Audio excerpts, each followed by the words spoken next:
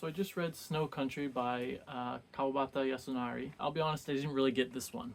It's a super short book, so maybe I need to read it a few times, but it didn't really click for me. It was written in the 1930s, so pre-war, but early Showa period. It is the story of this sort of rich man who inherited all his wealth. Not really rich, but he doesn't have to work. He has a wife and kids, but he leaves them to go to this hot spring. And he's going there in this story to meet a girl or a woman. She's very young. He had met her the previous year that he went to the hot spring, which is mentioned in the story, but I found it difficult to follow the line, so I wasn't sure when we were getting a flashback of the previous year and when we were in the sort of current year. I just found it very hard to follow, which is kind of strange. When he's going, so the man's name is Shimomura, so it is in the third person.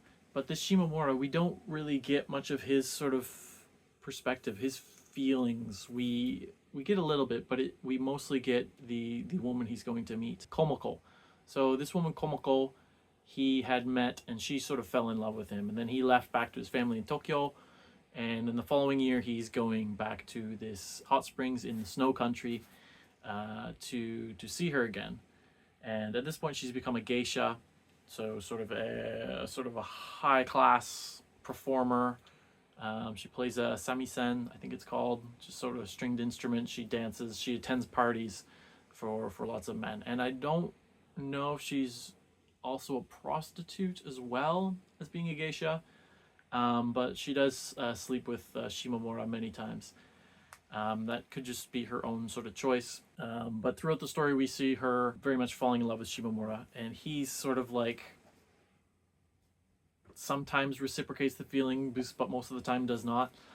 Like I said, we don't really get much from him. I mean, we know he's married with kids, but we don't hear much about that or about his family at all. At the very start of the book, when he's heading to the place, the hot springs, he sees this girl Yoko, and it seems to me that he's like in love with Yoko. He sees her as being like very beautiful. He comments on her eyes multiple times. So there's this other girl Yoko, but like I said, I didn't really get this one. So he stays there. Komako sort of drinks a lot. She's always drunk, stumbling into his room in the middle of the night, spending the night with him, and then leaving the next morning. And it just sort of goes on, and then he leaves again, and then comes back the following year and sees Komoko again. And then Yoko shows up a bit more. And at the very end of the book, because it is a very, very short book, there is a huge fire that breaks out, and the whole town rushes to see this fire. And they find the body of Yoko there, and Komako, who seemed to be quite jealous of, or didn't really like Yoko. So Yoko and Komako had sort of they didn't really get along, and whether that was because they both loved Shimomura. I don't know if it's a weird love triangle between them. Like I said, I struggled with this one.